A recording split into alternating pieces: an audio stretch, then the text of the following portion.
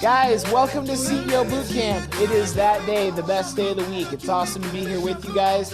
My name is Ryan Holyoke, and we have the main CEO himself with us, Carson TJ! What's up, guys? This is going to be the coolest week of CEO Bootcamp that we have ever done. I'm just looking at the names on the list. We've got some amazing people back from last week, but we've also got some new people because we made some invitations to some of our upcoming clients that will be joining us in this round 3 of CEO Bootcamp.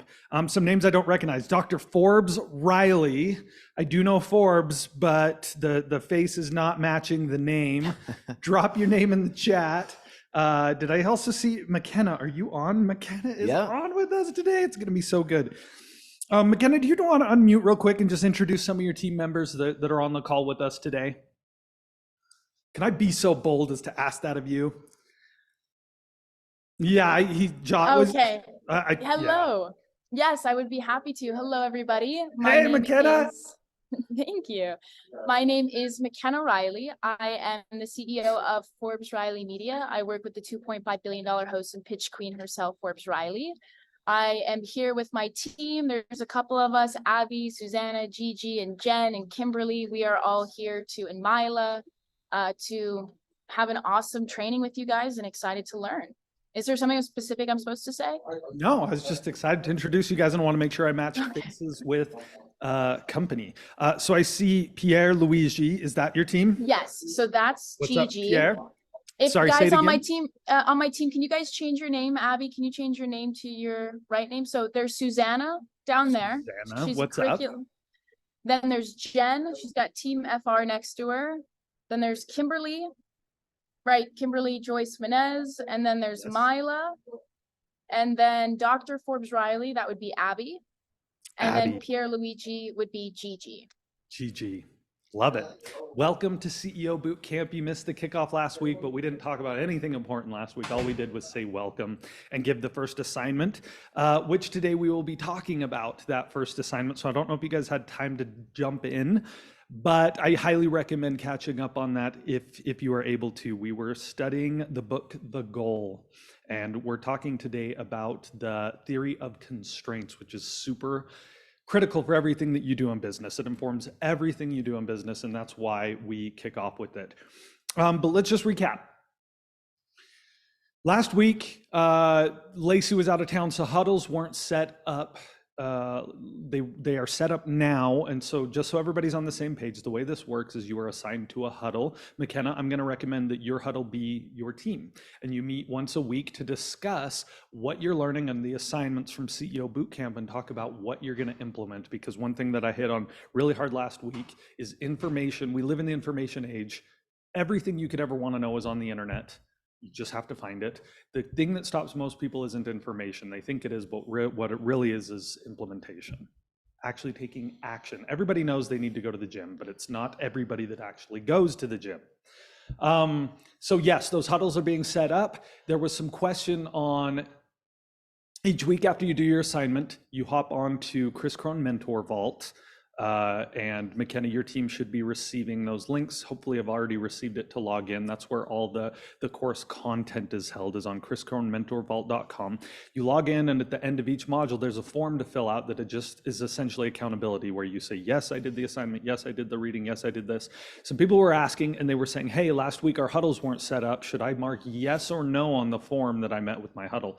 And I don't want to impose any sort of a penalty on people for something that they had no control over. So on last week's form, go ahead and everybody just mark yes. That's your freebie. Yes, you joined the huddle because there wasn't a huddle, therefore you joined it. Does that make sense? I don't think so. But this is just another reminder that after you do your assignment, your reading, you hop on and fill that out. That's our best way of knowing if you are actually following through on this. And in order to pass CEO Bootcamp, we expect you to have a 90% completion rate, which is pass fail. This isn't like a test where we're like, nope, got the wrong answer. All you got to do is say, yes, I did the assignment. Yes, I did the reading. It's our way of holding you accountable and making sure that you are implementing what we are teaching. Okay. I always thought pass-fail was easier. Pass-fail is a lot easier. It's like you did the effort or you didn't.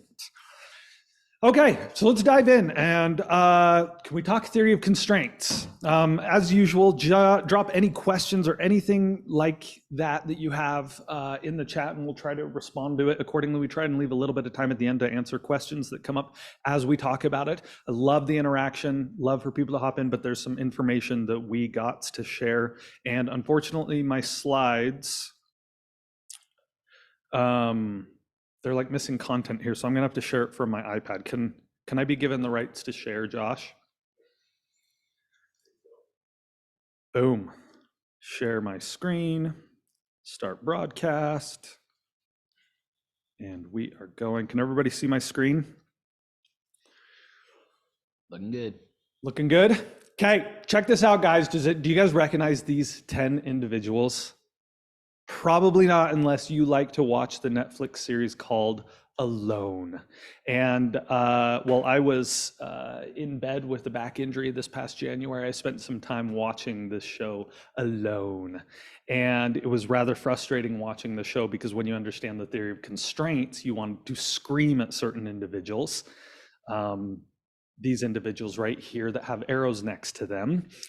So the way this show works is it's a reality show. They send 10 people out into the woods by themselves, all in different areas, and they see who can survive the longest. And the catch is you don't know what's happening with the other survivors. So you don't know if there's 10 people left or if there's 2 people left. You just have to survive as long as you humanly can, until it's down to 1 person. Then they tell them, hey, you're the last person, you win. Sometimes they're out there for 9 months in the wild, and they're restricted on what they can bring. They can bring a bow, they can bring 1 set of clothing, but no food, no supplies. They have to survive off the land. Okay, the reason this matters, and the reason we're talking about it during theory of constraints, is because it's a perfect example of a bottleneck. And the idea is you don't want to focus on the wrong problem. And the first 5, 6 people that tapped out and said, I cannot do this anymore, I gotta go home, they all had something in common. And that thing in common was they focused on the wrong thing. They came in, their first item of business, they were like, I am going to build a shelter. And one of the guys, the one with the green hoodie who's holding the bow and arrow in the back row, man, he built the coolest, he spent like 4 days building the coolest shelter. And then he spent the next 6 days after that struggling because he didn't have anything to eat, and he started having heart palpitations and low calories, and he's dying of hunger. And I'm like, you moron, you used all your calories to build a shelter, and you don't need a shelter right now. What you need is food. You can sleep under the stars. You can make a makeshift shelter in an hour, and you should spend 8 hours a day fishing. Okay, so that was really frustrating, and he was the first one to tap out. But do you see what I'm saying? He spent time on the shelter when what he needed was to be foraging for food, because food was what was scarce. You build a shelter any old time. Okay, the guy with the arrow on the bottom row on the left, his situation was equally infuriating, because he would go out fishing once a day for about an hour. And if he didn't catch anything in that hour, he'd say, darn it, and he'd head back to camp, and he'd like mess around with creating a bow and arrow out of a stick and like a string, and mess around with other stuff. And again, wasting calories on stuff that doesn't work. And then the one day he goes out, it's been like 5 days since he's eaten. He goes out and he fishes and fishes and he catches a small fish. And what does he do? He runs back to camp and cooks it immediately and eats it. And it's like, yay. And then do you know what he did? Went back to playing around with stuff at his campsite and like making things out of wood. And I'm like, bro, what you have is time. You were alone in the woods doing nothing. You should be fishing for 10 hours a day. You should be fishing for 10 hours a day, because that is the bottleneck. And ultimately he went home because he ran out of food. Same with the girl with the axe on the bottom row. Same with the 2 guys up on the top right, except the one on the left, he got really depressed, which is a symptom of hunger. Do you guys know that? Probably don't, because we live in America. Well, many of us do. Hopefully you live in a place where you get plenty to eat. But depression is a symptom of hunger. When you can't eat, you get sad, and he tapped out. So the point is, you've submitted your audition tape. Yes. No, I don't want to do Alone. That would be awful. But the point is, you got to focus on the thing that matters most, that makes the difference. Now, you've all read the goal, and it walks you through this amazing experience with a factory and how they were trying to make things more efficient. But if you don't actually make things more efficient, focusing on the right goal, then it benefits you nothing. Okay, I'm going to stop sharing my screen. We're going to go to the real slides. Okay, so here's the first test for you all. Hopefully you get it right. I want everybody to drop in the chat the answer to this question, okay? So we've got 3 machines. They work in tandem. The first machine preps widgets, the second machine finishes the widget, and then the third machine packages the widget. So the widget has to go through all 3 machines before it can be sold for revenue. Machine 1 can do 75 widgets a day. Machine 2 does 30. Machine 3 does 180. In the chat, go ahead and drop, what do you think is the total output, daily output for this system? Go. Does anybody know? Yeah, they're figuring it out. Boom, boom, boom, boom, boom, boom. You got it. This is the theory of constraints in a nutshell, right there. That is it. You are bound by the bottleneck. It doesn't matter. If let's put that slide back up. If I went to machine number 3 and I'm like, ooh, I'm going to buy 4 machine number 3s, and what's 180 by 4? It's like 200. I don't do math on Tuesdays. 8. It's like 720 or something like that. Now I can package 720 widgets a day. Great, you just invested in your business and got no additional result because it does not matter. The bottleneck is the only thing that matters when it comes to running your company, because it's the real thing holding you back. Now, I've illustrated the point with the show Alone, that they were focusing on the wrong thing. The complication in business comes from identifying what is your actual bottleneck and how do you know. One of the core examples that I give was working with a client who they were struggling to get revenue, and their solution was they wanted to pump more money into social media. But when we looked at it, their social media was getting views. Their views were creating leads. The leads weren't converting to sales. So if we got more views, all it would have done is exacerbated the problem, which is what this slide shows you here. When you add capacity before a bottleneck, what you actually do is make the bottleneck worse because it stresses it even more. Do you guys understand that? That let's say that I have a new business and I can sell 50 widgets a day. And I blow it up on social media and I get a viral video that has millions of views and I get hundreds of orders a day. I can only do 50. That means that 50 additional clients are going unserviced, and it would have been better to not go viral in that scenario. In fact, there have been times working with Chris Crone where we've had videos go viral and we say, dang it, because we're getting so many leads we can't get to them all. Because viewership and number of leads was not the bottleneck. The ability to sell was the bottleneck. And in most companies I've worked with, especially coaching companies, sales is the bottleneck. Having enough people to talk to the clients and convince them to make purchases of the product. Because we can go out and drum up more attention and get more views and more content out there. We can do that all day long. But getting people to actually buy is usually where most business owners aren't putting a lot of focus. So you should be asking yourself, in your model, in your system, taking a client on their journey from getting to know you to fulfillment, where does the process slow down? Okay, Ryan, we got this beautiful picture of your 2 daughters. You shared with me yesterday in preparation for this, an amazing example. And I want to hear your story. So yes, I have many children. These are 2 of them, twins. They're 7 now. And as I was reading through the goal for the very first time, I was definitely focused on this idea of the bottleneck.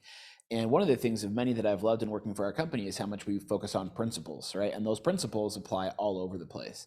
So as I was thinking about places at work that I was experiencing bottlenecks and how to fix them, that flew to my mind the current bottleneck in my home, which was with my twins and getting access to the cereal. So every single morning, my biggest bottleneck and one of my biggest friction points in my family was the fact that I was hearing over and over and over again, Dad, can you get down the cereal? Dad, can you get down the cereal? Dad, can you get down the bowls? Dad, can you get down the bowls? And at some point, I was like, all right, this is the bottleneck, right? And we learn from the goal that we subvert everything to resolve it. And so in this case, we had a nice kitchen that was designed and had some probably feng shui. Everything was in its right place of where it should have been. However, it wasn't my bottleneck. And so I took all the plates and the bowls and the cereal and I put it on the very bottom cabinet. And my wife hates it. But guess what? I have no more friction in that scenario in my home because the kids can get all the cereal and bowls and plates that they want. This is an amazing example because what I love about it is at the end of our conversation, when you were telling me this, I asked you, what was the goal? So I think my response was more or less the goal was that my two beautiful daughters might survive into adulthood to give me grandkids or something. But yeah, to have those kids survive and to not have them hate their childhood or have to go to too much therapy as a result of that friction with cereal bowls. And what was your goal when you first set up the kitchen? Definitely, it was all about having a nice, pretty, organized, and I don't know anything about feng shui, but I feel like it was that everything had its balance in you were trying to make a pretty kitchen for my wife. Adults. Yeah, for grown-ups. They could come in and be like, oh wow, what a nice kitchen. Okay. Driving me crazy. This is superb. This sets things up perfectly. It's almost like we planned this in advance, Ryan. The reason the book that you guys read is called The Goal is because you cannot determine the bottleneck unless you are super clear on the goal. If I were to go down in history for one thing, it would be this right here, this scene from Hitch, which I will say over and over and over. Hopefully the audio works on it. Can we try this, Josh? We're going to try this. If not, I will narrate it. Oh, no audio. Okay, let's do it again. He says, what is the objective? And then he says, to shock and awe. And he says, that was shockingly awful. What is the objective? How's my Will Smith impersonation? That's pretty good. That's my question so often to my managers, to execs. They come to me with the problem and I'm like, what's the objective? And so often we're operating on the wrong objective. So often we are trying to solve a feeling. It's like, so-and-so complained about this and I'm really upset. And I'm like, what's your goal? And they're like, well, I want to express emotion. I'm like, is that actually your goal? And they're like, no. If you were to take a boss that tends to yell at their people, my question would be, what's your goal? And their goal is to express a feeling, because their goal certainly isn't to have a cohesive team that works in the same direction. The moment you define the objective, what you need to do about it changes entirely. The moment you define the objective as, I want a kitchen that's nice for adults, your kids were never going to have an experience in that kitchen that worked for you. They were always going to be reliant on you. Mm-hmm. So you changed the objective, which meant the purpose of the kitchen was for you not to have to be in there all the time helping the kids get their cereal in the morning. And right? Ultimately, I mean, that is the kicker. It's really being clear on what it is that you want. Yes. Because I thought that that's what I wanted, but it ultimately was not what I wanted. Yep. So in the book, The Goal, here's another pop quiz. He postulates that every business has the same goal. Do you guys remember what that goal is? If you can drop it in the chat, if you remember what that was. Ernesto says, yes. Susanna says, Shelby says, Madison says. Ryan Holyoke says, what is the goal of business? You can't answer a question with the question, I was trying to prompt it. You just, oh, gotcha. You I was ahead of you. Could. Revenue. Actually, it's not revenue. It's profit. But it starts with revenue. Yes, profit, making money. You wouldn't be in business if you didn't want to make money. Now, let's do this real quick. Your goal, your result that you're driving for is different than your mission. I like to think of it as the NBA playoffs, right? Your goal is like scoring points. In order to win basketball games, you have to score points. The more points you score, the better chances you have of winning that game, okay? So that's your goal in a game. In an individual, isolated game of basketball, your goal is to win, which means you have to score points. That's the same thing. Your goal is to have a profit, therefore you need to make revenue, okay? But the overarching goal of the basketball team is to win the championship. And that is like your mission. That's like the goal of playing multiple games, of getting the result over and over and over and over enables you to achieve this overarching mission. Because if your mission is to, let's use Tom's. Tom's shoes, do you guys remember those shoes? Are they still around? I heard they went bankrupt from COVID. I can't remember. Tom's, they made these really hip, cool cloth shoes that don't last very long. And their mission was they wanted to have an impact in the world. And so they said, for every shoe you buy, we will donate a pair of shoes to a country in need. But at the end of the day, in order to make that goal happen, they have to make money as a company. If your goal is to not make money as a company, you should be a nonprofit or a community organization. But what we're talking about here is running a business, and the goal of your business is to make money. And the more money you make, the more you will be able to fulfill on your mission. Because all money is the representation of value that is given. And the moment you know that your goal is to make money, you approach situations different. For example, the example I gave a second ago, a boss comes in and yells at his team. Do you think that makes the company more or less money? Less money. Less money, guys. Come on, people. We live in a time where jobs, well, they're less abundant than they have been in years past, but for the most part, there's a lot of work, a lot of ways that you can earn money out there. In fact, people are starting businesses on their laptops all the time and finding ways to make money because they don't want to deal with a boss that comes in and yells at them. And the sort of old corporate stuffy way of doing business was, I pay you a paycheck, therefore I can treat you however you want. And that way of doing business it's just done. It's over. Like, it doesn't work anymore. If you want to make a lot of money, you need a team that loves what you do and rows in the same direction. I was listening to Traction on the way over here, and there's this amazing quote where he says, if you have a team of people that are all rowing in the same direction, it doesn't matter what industry you are in, you will dominate. Most businesses struggle because people are pushing in different directions and they're not understanding the bottleneck. Ryan, feel free to jump in at any time if you have any additional thoughts or things to add.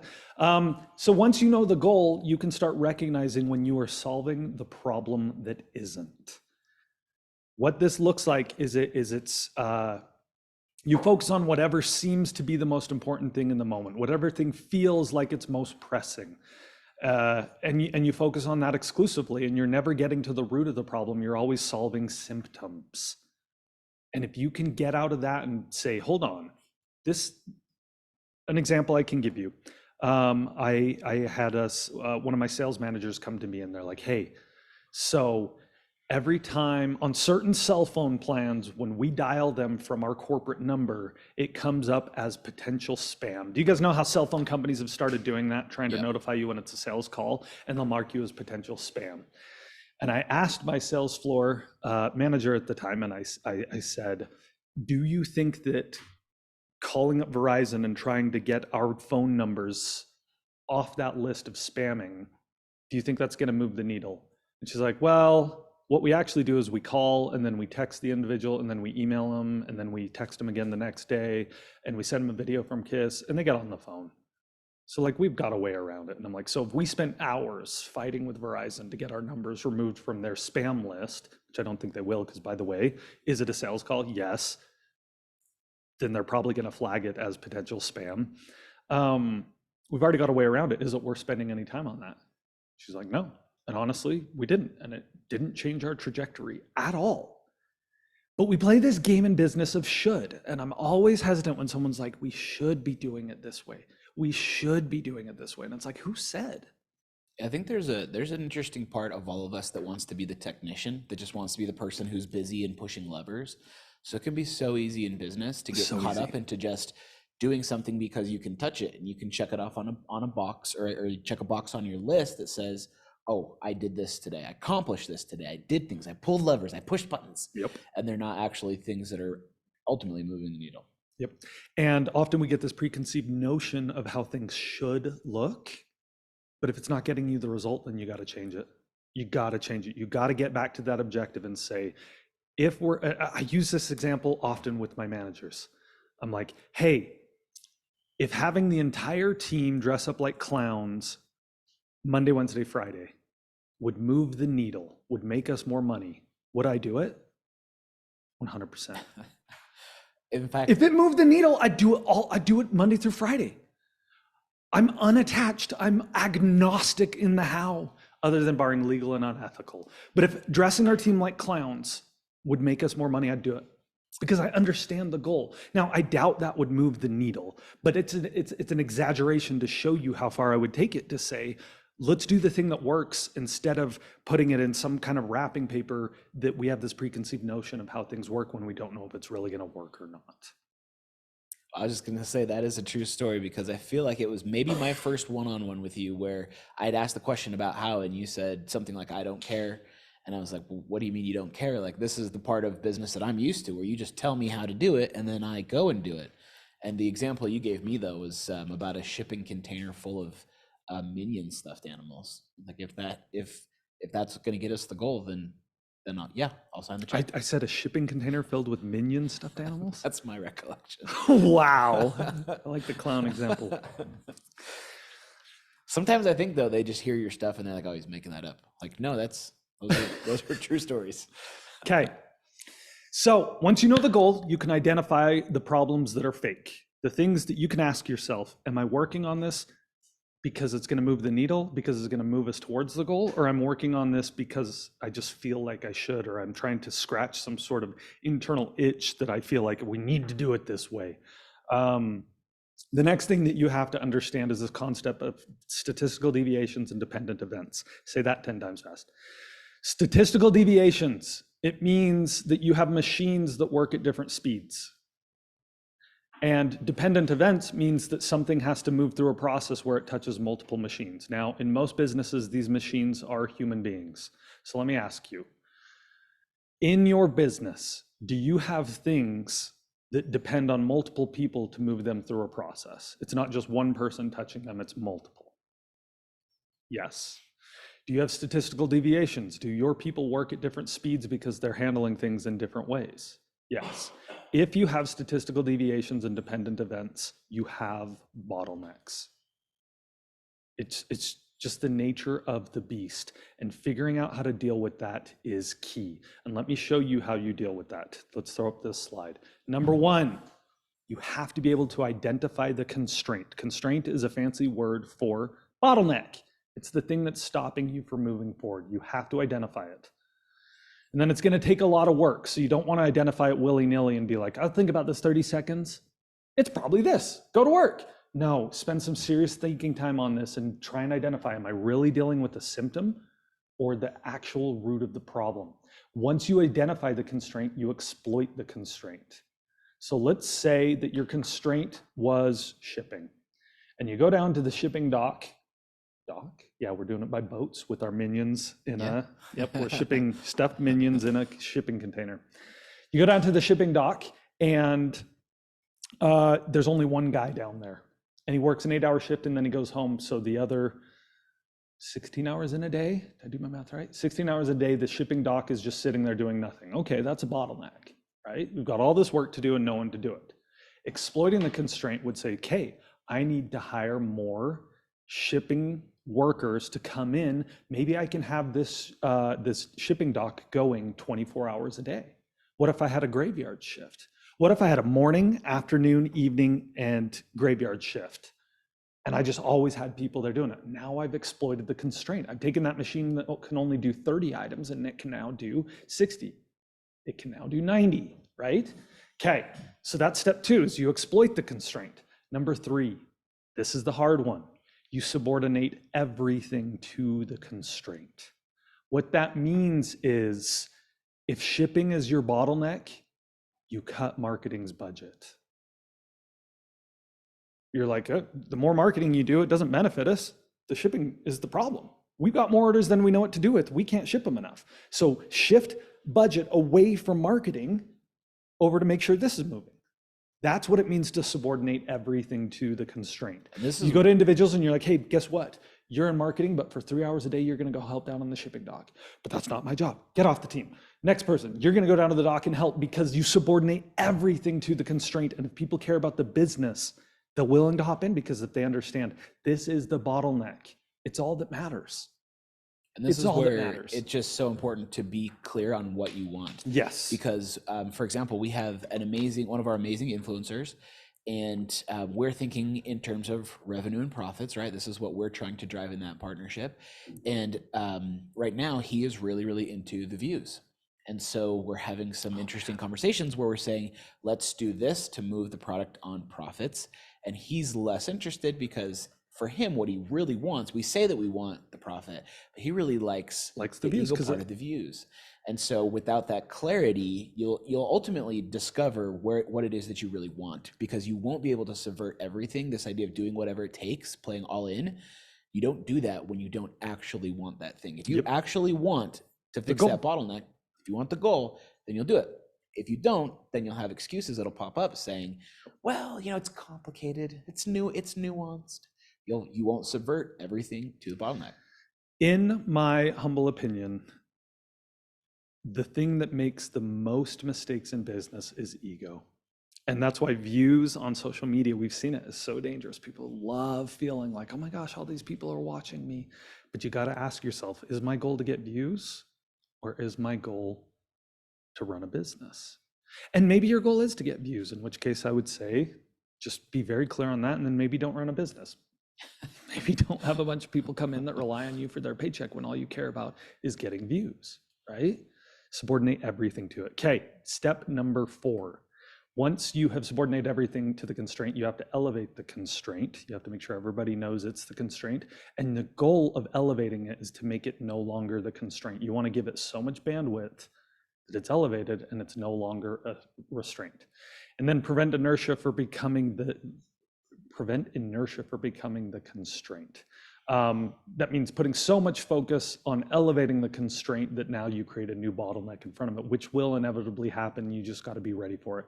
Because now, once a day, all your team go down and help out on the shipping dock. And the moment it's like 4 o'clock in the afternoon and there's nothing to ship, boom, that's no longer our bottleneck. Now we got to prevent that inertia from being like, okay, we're overstaffed here, understaffed here. We've got to dial that back a little bit and find a balance. And it will constantly be a balance. You will always be finding new bottlenecks and trying to exploit them. 12:36, we crushed that pretty dang quick. Questions, thoughts? We had a great comment from Ernesto as we were talking through some of these principles. He said, when we were talking about being busy, right? He said it's the wrong use of the old saying, hard work pays off, and the idea that all you have to do is stay busy and work hard. That's how you get burnout. Okay, I want you guys to think for a moment and see if you can identify some bottlenecks in your current role. I want you to think for a sec if you can identify a bottleneck in your company. And this is just sort of a game right now. You probably aren't going to come up with the perfect idea in this moment, but maybe you will. And if you guys have any ideas, I'd love you to raise your digital hand. I'd love to bring someone on and discuss a little bit. Maybe what are some of the bottlenecks you're seeing? And I would love to interrogate you, ask some questions, and see if we're barking up the right tree or not. I think you scared him by I know I saying said you the were word gonna interrogation. I was like, shoot, it came out before. I will not interrogate you. I will interview you, and we'll find solutions together. This is actually a really helpful exercise. So yeah, let's get somebody who wants to just kind of talk through and figure out, especially if you're looking at your business, that at the parts that are closest to you and you're not identifying any bottlenecks, sometimes the information that you don't know is actually even more dangerous to you. So raise your hand and let's Ryan Donovan, chat. we gotcha. Let's do this. Go ahead and Josh, let Ryan Donovan unmute himself. All right, I'm here. What's up, Ryan? How's it going? What's going on? So grateful to be here. It's my first official CEO Bootcamp meeting. Love it. Appreciate having you. So what are you thinking? Do you have any bottlenecks that are coming to mind in your business? I mean, there's a few in the company, but the obvious one that's staring me in the face is myself. Like I'm in too many roles. So like I'm the operator, I'm the head of sales, I'm doing too many different things. So I'm slowly getting out of it, but I've been the guy trying to do everything. Yeah. What business are you in? It's been the bottom. So I run a company called the Wholeness School. We transform lives through programs and coaching opportunity. We have thousands of students. We have about 300 coaches. We're in 40 countries. That's the company I'm in. Can I make a guess? Just I mean, this is our first conversation together, Ryan. It's awesome to meet you, but can I make a guess? Do you have a hard time trusting people? Maybe it's the control part. Yeah. So that's right. I do. Good guess. You're not alone. You're not alone. Every entrepreneur, every business owner gets to a point where they have to say, hold on, to grow, I've got to let go of the leash a little bit. And it can be very, very frightening because you're worried that they'll do it wrong. But the only way to scale is to be able to do that. I think you're probably spot on. This is one of the very, very common bottlenecks when a company reaches a certain size that starts doing a certain amount of revenue, is that it's like, oh my gosh, we can't do anything because we have to run every decision by Ryan. And Ryan's only got 24 hours in a day, and he's probably trying to have a work-life balance, which means we can only move at the pace of Ryan. So Right. I think it's interesting, and you probably want to spend some thinking time on it, really dig deep and say, how do I do this? Is this the problem? Is this the thing that's slowing us down? And if so, what's your actual goal? And if you being the one wearing multiple hats, if that isn't getting you your goal, then you have to pivot in order to get your goal. Sir Richard Branson said something really, really awesome in business. He said, if you want to start a business and you've got a great idea, hire the absolute best people who know how to do that thing and then get the hell out of their way. Love it. There's another quote from Steve Jobs that I really love that we'll talk about when we're talking about getting the right people on the bus. And he says, we don't hire people and tell them what to do. We hire really smart people and they tell us what to do. And it's not always easy, but I have tried to live by that. And I got to say, the grass is greener. I love having smarter people than me on my team. They tell me what to do all day long, and I'm like, great, just do that thing. It's so much easier. And if you hire right, you got people that are better than I think that's the real bottleneck is my hiring skill. Yep. Because I'm not opposed to leverage. Like I've hired, like we have about 20 to 25 people on staff. I have, I just hired a new operations because I've been the operator and I'm out of that. Like took that tip from Chris on the stage and definitely applying that. Yep. But the main thing is on the marketing front, like I've been burned. I'm sure other people here have as well Agencies. spent literally hundreds of thousands of dollars in marketing. And I'm like, that's the other real bottleneck I'm really struggling with. Yep. Dude, the term marketing unicorn is there because there's a lot of talk, and I swear 1 in 10 marketers can actually do it, and the other 9 just talk a good game and get 0 results. You have to measure the crap out of marketing to know if it's working or not. Otherwise, they just take your money and they run with it. They'll go through the motions. Yep. Ryan. Yeah, just another thought. I'm finishing up E-Myth Revisited, and super awesome for small businesses, entrepreneurs. And one exercise, as far as like a place to start, especially if you're thinking that you yourself might be the bottleneck, popped into my mind. But he explains in this book the concept of going through and actually like proactively and creatively figuring out your organization chart. And while you might be wearing a number of hats, he gives that as a great example of how to start going through and figuring out where those bottlenecks might be as you go through and say, okay, these are all of the different roles that I'm doing. He has a great follow-up where you actually sign a contract to performing the functions at certain levels.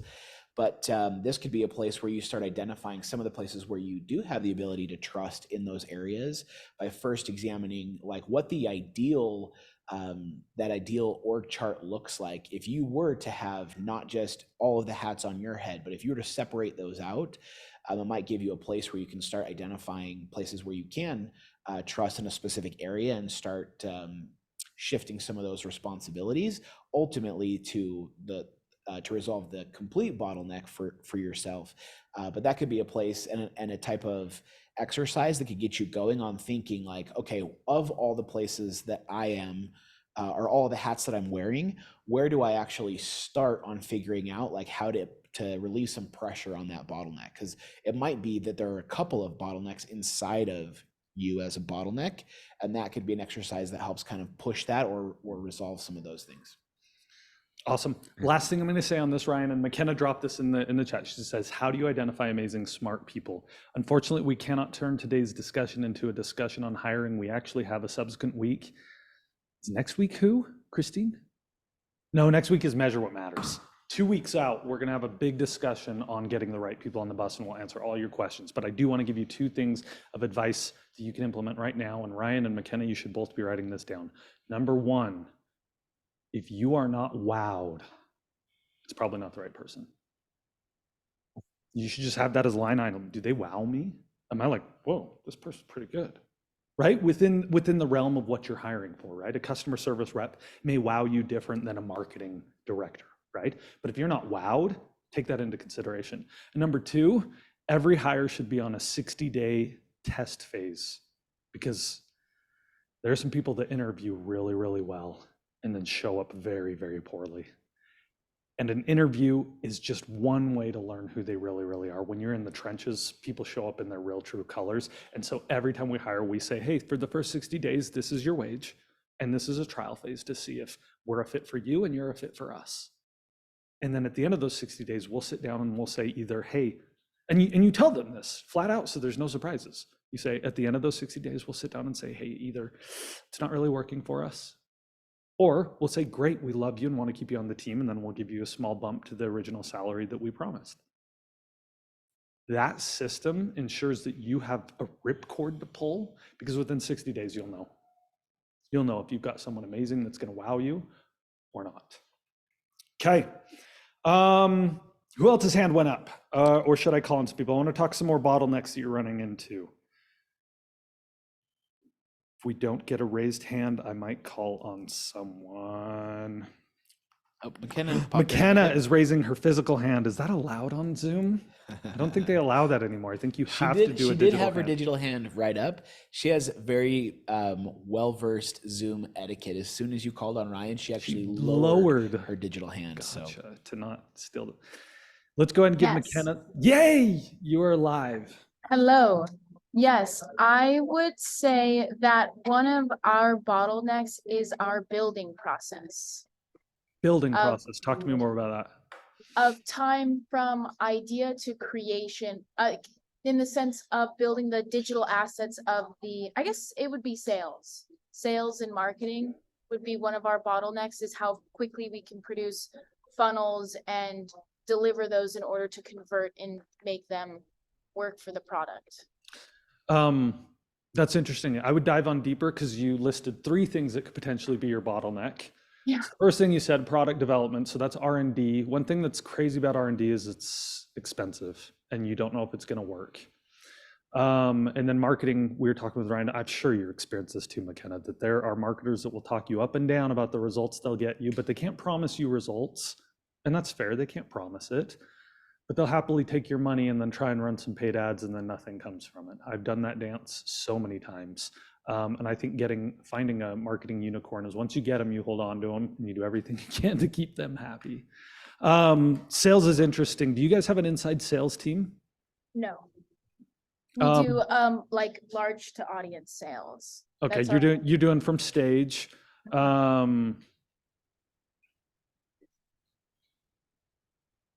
What are the price points on your products? 19 to 5,000. Okay. Interesting. Yeah, we probably have some more in-depth talks to do about that. Price points. Well, I guess, can I ask you, I'm like looking at this, I'm like, oh crap, my whole business is my bottleneck. When you're looking at that, I guess to dive a little deeper, you said identify the constraints, but I guess I'm having trouble actually identifying. I'm like, well, that's a constraint, and that's also a constraint, and I'm a constraint on the business, and the sales process is a constraint. So which one do you focus on? What would be the first one you would focus on to alleviate some of the constraint with the other ones? I'm going to answer you with my age-old question, McKenna. What is the objective? Is your objective to have a smooth running business? Yes. No, it's not. No, it's to make money. The goal is to make money. Let me ask you, if your business was a cluster and it made hundreds of millions of dollars, and you came in and said, I want to organize it, I would be like, no, because whatever cluster you've built is working. But couldn't it work more efficiently if you organized it? Probably. And make more? Probably, but you can't put that as the goal. It is a solution to the goal. If you make it the goal, then you'll miss the target. So you're probably right that a more efficient organization. But what I would do is, now that you've established the goal to get a revenue, let me ask you, are you able to make sales right now? Yes. Okay, so work backwards from there. Where do sales come from? From social media and speaking engagements. Speaking engagements, okay. Are you able to maximize the number of sales that you get from those? Like increase them for Yeah. each. Do you feel like when you speak on stage and you close, I don't know, what do you say, 10, 20% of the room, whatever it is, do you feel like that is the most amount of money you could have gotten from that room? No. I think we could add more upsells and downsells and offers within our funnel pipeline. Boom, boom, boom. I always go, whatever is the closest to revenue is where I start. Okay, that's actually Like good. R&D, you're like, I'm going to make a new product. I'm like, that is the furthest from revenue. Like that is so far from revenue. In the beginning, you need that because you have nothing to sell. But once you have stuff to sell, you want to start optimizing and saying, what action could I do today that would lead to more revenue instantly? And then you start working backwards from there. Because imagine if your answers had been the opposite. If Carson's asking, so are your sales basically peaking? And you're like, yep, we are collecting from the room. We are collecting what we feel like we could collect. All right, then we work one step backwards and say, well, how do we get more speaking engagements? That's exactly, actually what Ryan's saying right now is exactly where I was going to go. I was going to say, then my guess is getting Forbes on enough stages is a bottleneck. Is she getting on enough stages? At some point that will be a bottleneck, because if Forbes has to be on a stage in order for you to make sales, and we'll talk more about this, because I think that is an assured bottleneck that we cannot alleviate. There's only one Forbes and there's only so many stages. So there are bottlenecks that you can't fix. Oh yeah. There'll always be some type of a constraint on the system. And the solution is to get a new machine, right? Get McKenna on the right? stages. That's why Chris Crone, by the way, why he loves social media and he has been reticent to get on stages for years, because he did that for a while, did the stage thing, because he was like, oh my gosh, this is so time consuming on me. And he's like, I'm the bottleneck. And if I go on vacation, boom, revenue stops for the company. If I go do a family thing, boom, revenue. It's a constraint that is just not overcomable unless you have a different machine. And so he said, I would rather create videos that people can watch whenever they want, however they want. I don't have to be there while they're watching them. And from those videos, I'm going to learn how to push them to sales. And that's why we love organic social media, and people love it too. And I'm not saying get rid of this stage just yet, but I would start thinking in that way. Yeah. So is that helpful? Yeah, that's really helpful. I love that starting closest to revenue. That's like a little golden nugget. Yep. Okay, awesome. I'm going to call in one more person, maybe who isn't a business owner. Let's do like a departmental bottleneck. I'm thinking either Madison or Trish or Braden. Blair's being really quiet. I picked on Blair last week. Oh, did you? Yes. We're going to go with Braden, actually. When I said Madison's name and I said Trish's name, they both kind of looked at me like, so I was like, oh, I'll be generous today. All right. So a bottleneck in my personal businesses. First off, can you sit up a little bit more? Yes. Check that out. Everything goes my way. Yes. Okay, tell us what department you work in and what your role is. So right now I'm working over the consortium funds, so the real estate funds, as well as the venture capital funds, the Audacity ventures, and so doing a lot of the analysis there. So just so you know, Braden, your boss is in the room. Christine sitting in a chair just right over here. I just want a full disclosure before you really open up about things. Yeah, rating your answer. Notepad real quick. But yeah, I think so I just transitioned into this role fairly recently. So there's obviously a lot of bottlenecks getting started, because there's the information bottleneck where I don't have enough information to make the decisions that people need me to make to adequately manage the strategies of these funds. And I mean, a bottleneck that we took care of last week was a legal bottleneck where For I you, it's needed a always power of legal bottleneck, attorney. huh? Yeah, I needed a power of attorney to I start got you signing it. documents. And I we signed got my it. docs Yes. so fast, it took Trent You did. forever. And I appreciate that. And so I think this week the bottleneck is more probably around just SOPs, like understanding knowledge. As soon as I'm there's a lot of emails that come in and that I need to take care of on a daily basis, and things that are moving quickly that need to be addressed as soon as possible, because we're dealing with purchasing properties. There's closing dates, there's earnest money that needs to be sent out by certain dates. And so understanding the SOPs, who needs to sign what, how the workflow needs to go, so that there's not properties missing their deadlines and there's not inspection fees going unpaid. And so if I hear that's you kind right, of been my Braden, main bottleneck. if I hear you right, this is a common example, is you feel like your bottleneck is that other people have the ability to move things forward and you don't. So, and you report to these people and they don't necessarily report to you, correct? Right. I mean, indirectly, but I mean, you can't just go in and be like, drop everything, you need to work on this right now, because they're like, well, you're not my boss, right? Exactly. This Yeah. is super common. And there's going to be a section coming up that I teach on subtle influence. But I'm going to recommend a book for you right now that you should consider. It's called How to Lead When You're Not the One in Charge. And it, Write that down.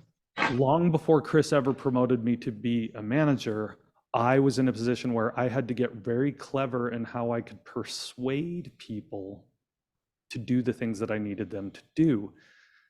I used to pull the fulfillment team to help load up the U-Haul for events. And I had to be so clever because I couldn't go in and tell them to do it. And if I tried, one, it was already a task I knew they didn't want to do. Two, they shouldn't have to help me. And so I had to get real clever on how to persuade them to be involved enough in it. And it involved, honestly, being their friend and buddying up to them so that I could have the influence to get what I wanted. And I want to drop this nugget on you.